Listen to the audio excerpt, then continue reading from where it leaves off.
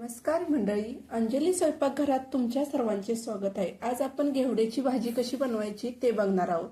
तर याला ना आमच्या गावी उसावरचा घेवडा असे बोलले जाते, का तर उसाच्या बाजूला हा लावलेला असतो। तो आज कसा बनवायचा ती रेसिपी बघणार आहोत। चला सुरुवात करू आपण। आता घेवड्याच्या ह्या बाजूला अशा शिरा असतात ना, ते आधी आपण काढून घ्यायचे अशा पद्धतीने दोन्ही साइडने बघा। आणि मग अशा आत सोलायचं, आत छोटे बारीक बी असतं आणि असं खुडून घ्यायचं।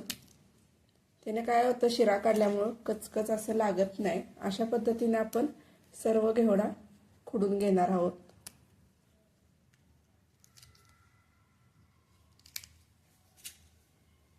सोलून बघितलं म्हणजे एखाद्या आत किडकं असतं किंवा आळे असते, त्यासाठी सोलून घ्यायचं आधी आणि मग खुडायचं। बघू शकता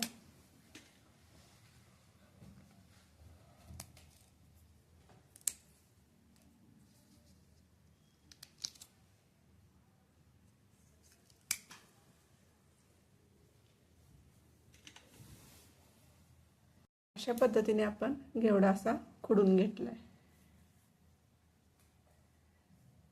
घेवड्याची भाजी बनवण्यासाठी लागणारे साहित्य बघूया। अर्धा चमचा घाटी मसाला घेतलाय, हळद घेतली अर्धा चमचा, ओलं खोबरं किसलेलं घेतले, शेंगदाण्याचे जरा मोठे कूट 1 चमचा घेतलाय, चवीपुरतं मीठ घेतले। यात 1 चमचा आपण तेल घालूया। तेल गरम झाले, हळद, घाटी मसाला, घेवड्याच्या शेंगा,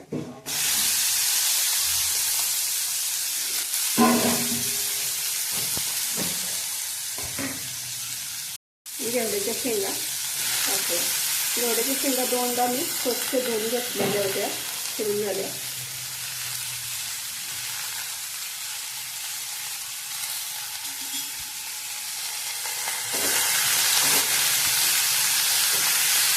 तेलात चांगलं भाजून घ्यायचं। तेलात चांगली शेंग भाजून घेतले, तर आता चवीपुरतं मीठ टाकूया। एकत्र करून घेऊया चांगलं आणि यात 1 ग्लास पाणी ओतूया।